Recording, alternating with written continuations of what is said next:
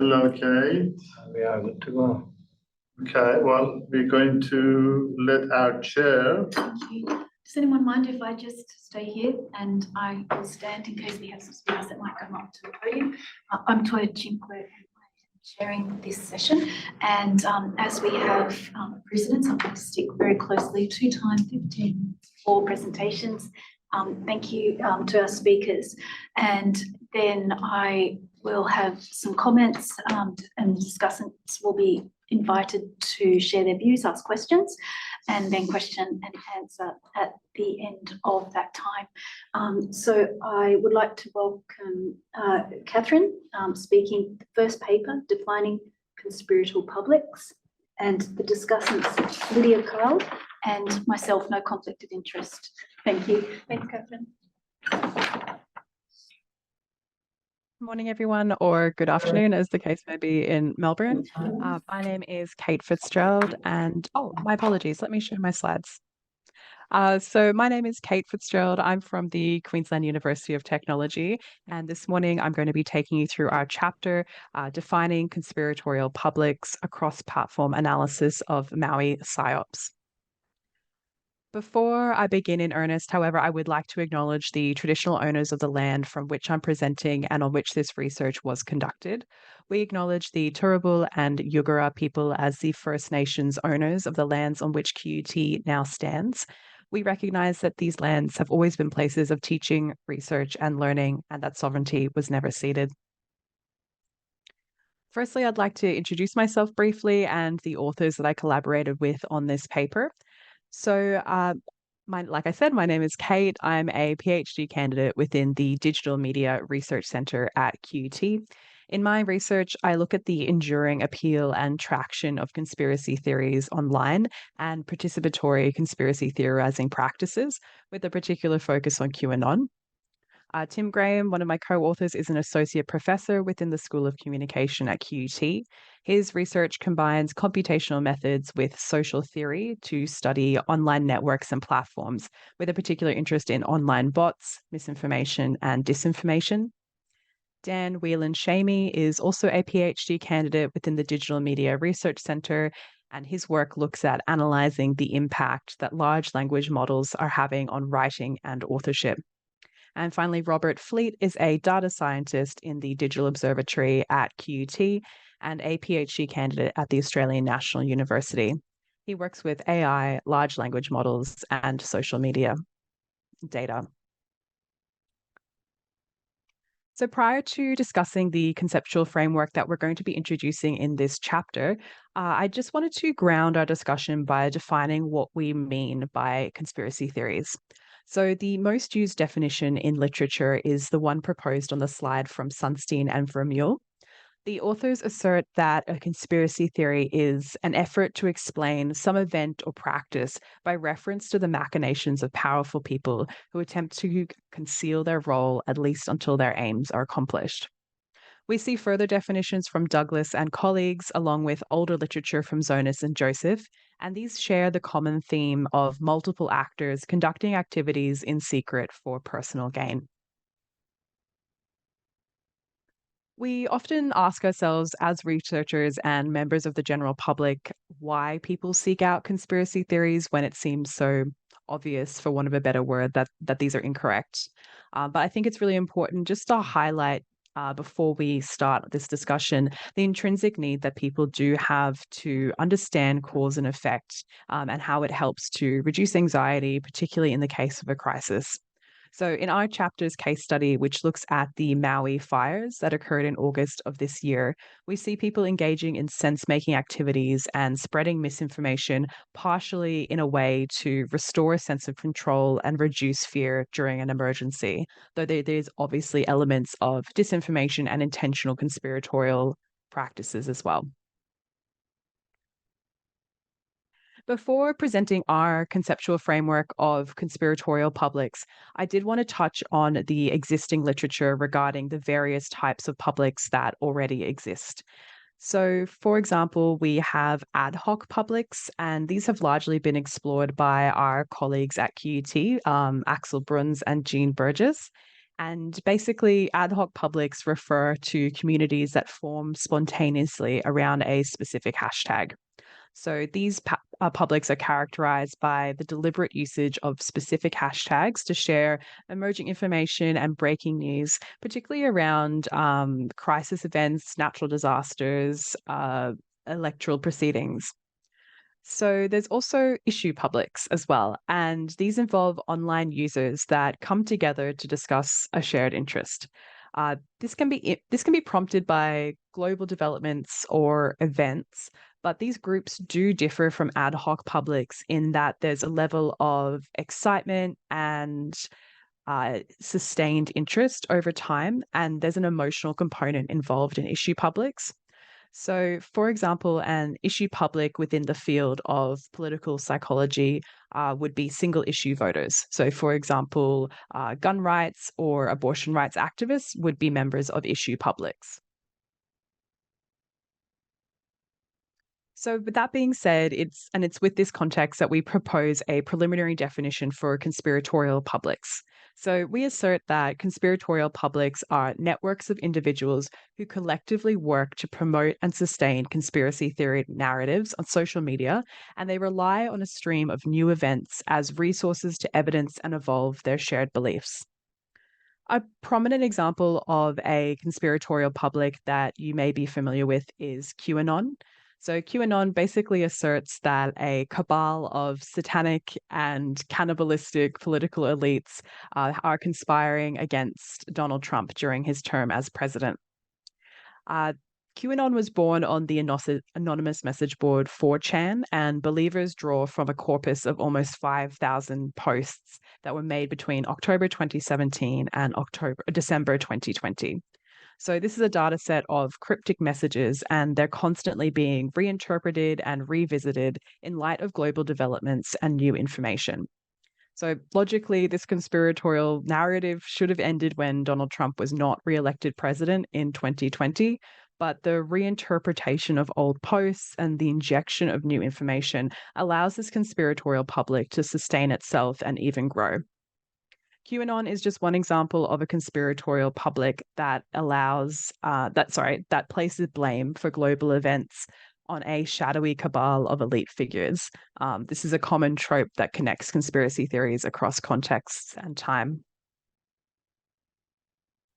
So I think it's important to note here how conspiratorial publics differ from other publics that exist in the literature.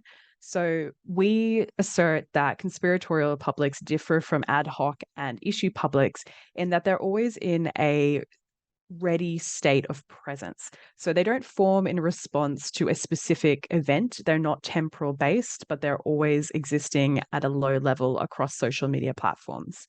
So we assert that conspiratorial publics are constantly sustained with hashtag campaigns and collective sense making that consistently adds further evidence to these conspiratorial tropes. And this and collective sense making discussion also provides space to evolve narratives and new theories. So it's a self sustaining practice. A critical difference between conspiratorial publics and other forms of publics is that the latter forms around real issues that can be verified to be occurring. So, for example, an ad hoc public might form in response to, an earthquake or a tsunami, something that we know has happened and has had a real effect on the world. And also, as we can see on the screen, an example of an issue public would be Black Lives Matter. That's a long-term and legitimate issue public that focuses on documented systemic issues, whereas a conspiratorial publics concern themselves with unverifiable topics. So, for example, QAnon as a conspiratorial public concerns itself with a shadowy cabal of cannibalistic politicians, which there's just no evidence for. So we will continue this sort of discussion about legitimacy and authenticity as we continue to look at the case study for our chapter, which is the Maui fires that occurred in August 2023. So after a long period of drought and exacerbated by windy conditions, bushfires began in the state of Hawaii in early August 2023. And on the 8th of August, intense winds resulted in downed power lines and caused really destructive fires on the island of Maui, with the town of Lahaina being almost completely destroyed. At the time of speaking, the death toll is 97, and there is further search to be done in the town of Lahaina, which means that the event is the deadliest wildfire in the United States in over a century. So, a really tragic event. In regards to our data collection, as the Maui fires started to receive international coverage, we noted the emergence of a hashtag called Maui PsyOps, which refuted the official accounts of the unfolding natural disaster. So we saw an opportunity to develop our idea of conspiratorial publics further, and we conducted data collection. So we've collected 13,252 posts on X, formerly known as Twitter, containing that hashtag. And just to ensure that we had a cross platform analysis and to verify our findings, we also turned to Reddit, specifically the subreddit Conspiracy, and we collected 249 post submissions and a total of 6,287 comments containing the term Maui. So that was with the paid Twitter API and the Reddit API. So some examples of the conspiratorial publics that conspiratorial narratives that formed around the fire were attributing blame to the Democratic Party and other groups such as the World Economic Forum for the fires. Others stated that the cause of the fire was direct energy weapons, or that the fires were planned for powerful elites to reclaim land on Maui from displaced residents. So indeed, the image that you see on the screen here has been viewed as positive evidence for the conspiratorial public that formed around Maui PSYOPs. So this house has been asserted to belong to a member of the Democratic Party, and that is the reason that it was quote unquote saved from the fire. But in reality, the owners had recently installed a commercial grade steel roof. They'd redone landscaping and filled in the landscaping with river stones, and that helped protect them from floating embers to an extent. So there's many instances across Maui of, just luck and favorable winds being the difference between one side of the street being destroyed and the other side of the street being, completely untouched. But those with houses fortunate enough to survive the fire are being accused of being part of a conspiracy. So this is an example of the first tweet that utilized the Maui PSYOPs hashtag. We've anonymized the account, which began the hashtag due to the small size of their audience. So we're going to refer to them as user M in our chapter. The hashtag image originally occurred on the 15th of August, which you can see on the screen. And you can see it's immediately utilized both general hashtags and then a wide range of conspiratorial hashtags. So, there's general hashtags such as, Lahaina or Maui, but we also see things like WEF referring to the World Economic Forum, the Great Reset, Agenda 21. So immediately we can see that both general and conspiratorial hashtags were involved from the outset. The first tweet amplified a message from a much larger account that made a connection between the Maui police chief, who was also in charge of investigating the Las Vegas mass shooting in 2016. So more widespread amplification of the conspiratorial hashtag began in the days, following, so the 16th and the 17th of August. And we see Maui PSYOPs as a prime example of trading up the chain, which is the popularization of messages from small accounts to larger platforms and outlets. In the figure on screen, we can see a clear example of trading up the chain. The visualization shows the post impressions per hour on the platform X, formerly known as Twitter. So basically what we can see here is, and just to explain, post impressions, they can basically be simplified as like the number of screens or devices that the post appeared on. So firstly, we can see like these fringe actors, user M, sort of initially utilizing the Maui PSYOPs, and there's little traction in that initial 24 hours. But as they sort of attempt to find what will stick and what narratives are going to be disseminated, between the 16th and the 18th, we can see that the hashtag was utilized by multiple meso level influencers. So meso level being audiences of greater than 100,000. And on the right-hand side, even after the amplification of these influencers, we can just see that the baseline level of Maui psyops is significantly higher than, this initial 15th of August usage. And it just demonstrates the power of trading up the chain as well. It also means that Maui psyops has sort of been incorporated into the conspiratorial canon, which can be utilized in future iterations of conspiratorial tropes. So what I mean by that, as an example of how Maui psyops might be incorporated, I'm going to remind you of the 2019 to 2020 Australian summer bushfires. So some internet users asserted that these fires were the result of arson or direct energy weapons rather than dry conditions being exacerbated by climate change. And we observed in the discussion of the Maui fires reference to the Australian bushfires and tied in these previous accusations of fires being intentionally lit as positive evidence of the Maui fires also being orchestrated by powerful figures. So this cycle of conspiratorial publics sort of continues with the Maui psyops narrative being used next time that there's Katherine, coming to time. Oh, sorry, he scared me. I have 2 more slides. I'll be very brief. So as a tool to assist in trading up the chain, user M used the conspiratorial hashtag Maui psyops alongside some other hashtags that you can see here, which would be receiving traction.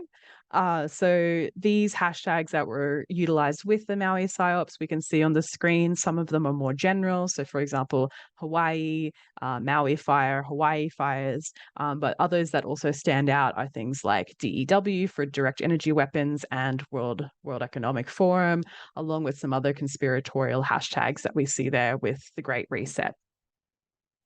And finally, this is my last slide.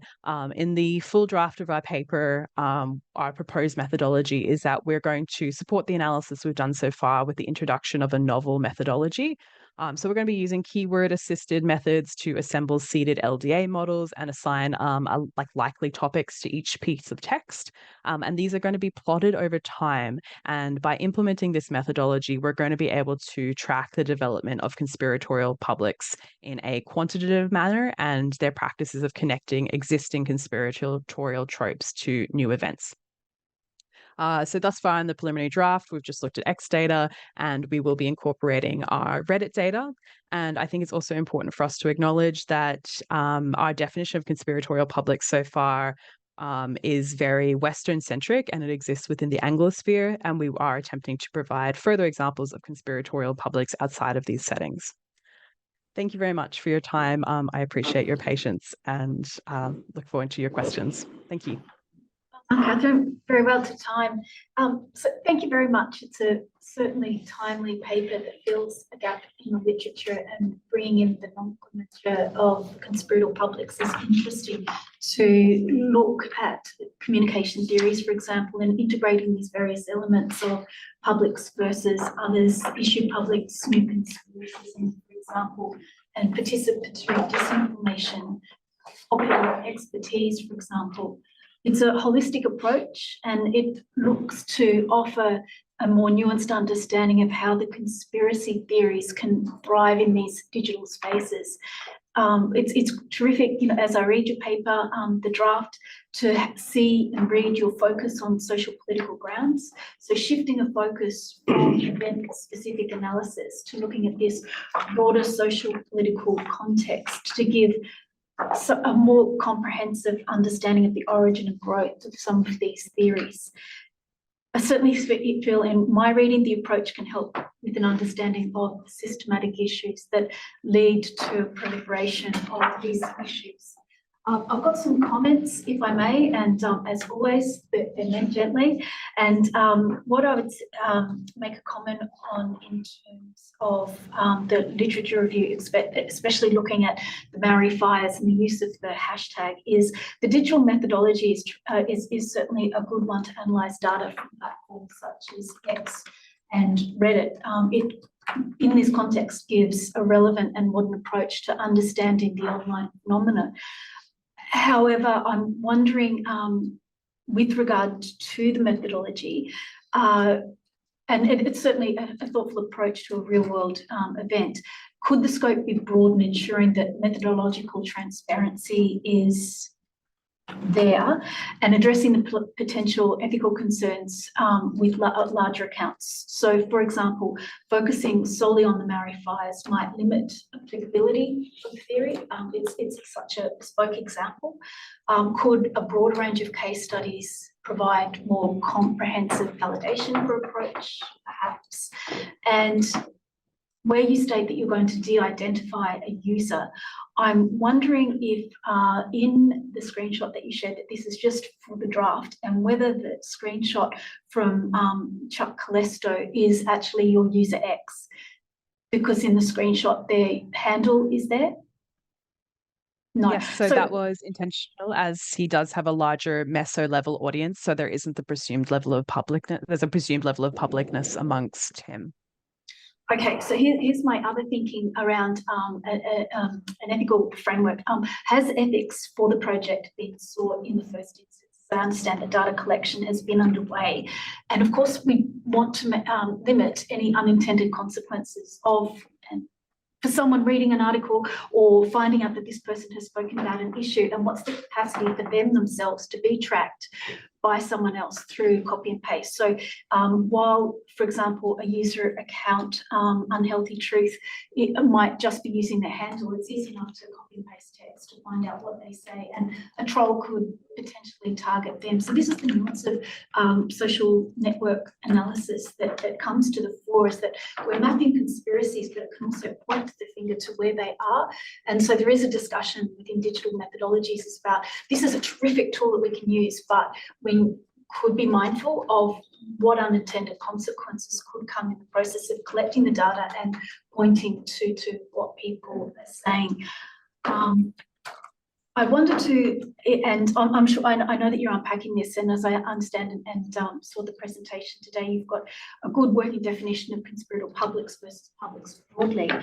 Could a broad definition of conspiratorial publics risk oversimplifying or generalising the dynamics of different conspiracy theories?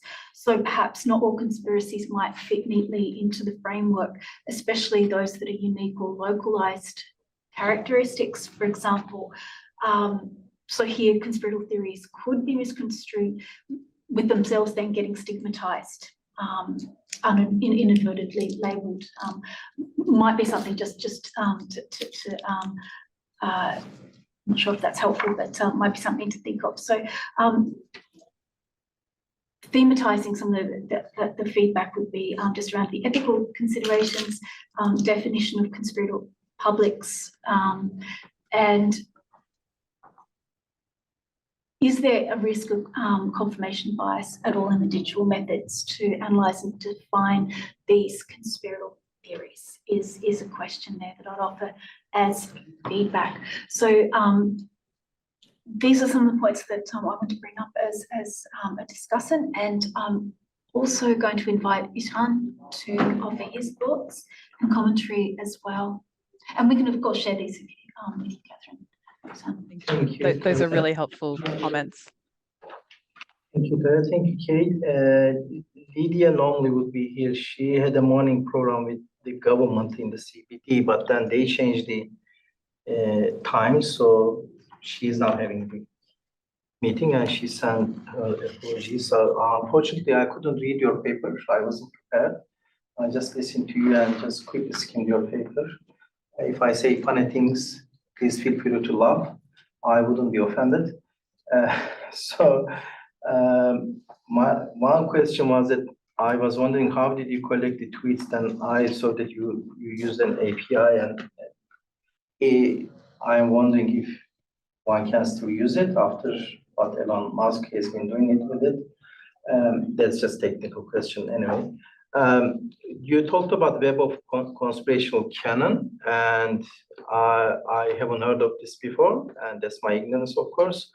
I'm wondering if there is a study on it, or there is really something there that, or this is just an abstract concept. I'll learn after this meeting anyway. I'll go and search. Is co-hashtag-tagging, that's good. It shows a sort of collaboration between different groups, maybe different actors, I don't know. I'm wondering if there is a sort of division of labor you can show that people from different groups, they come together, they bring their own hashtags, and they just create something bigger. If they act differently, if they do different things when working on this, or their messaging are different, I don't know if it is possible to identify these people if they are coming from the other hashtag worlds and helping these guys here. And also, how are these conspiracy theories are evolving? In the paper, you talk about that they are just using a pre-existing conspiracy theory and applying to a new events. And when, for instance, languages travel, they evolve, and you have different Englishes, for instance, and different languages and so on. So I am wondering how these conspiracy theories evolving, changing, they've been recreated. And are there any trends, any patterns? I'm not saying that you can do it with your Twitter data that you collected with this hashtag, but this can be maybe a future study, I don't know.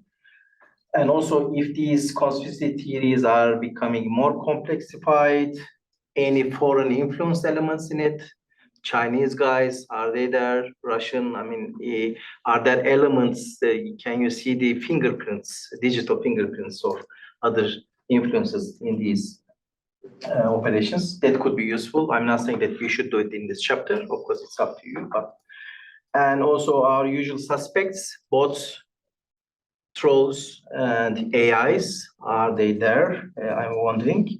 And the last point you talked about, Western centric. And here, as you can see, it's visual. We are the non-Western guys around here. So you work on Turkey, Pakistan, Egypt, Iran, Indonesia, India. So, so in future we can collaborate on certain things, and maybe we can just have a comparative analysis of Western and non-Western things and what's going on. But thank you for this great paper. Thank you so much for that feedback. That's really helpful. I can address some of those points in the Q&A if necessary, but yeah, regarding collaboration, that would be fantastic. Thank you so much for both of your feedback. Thank you, Catherine.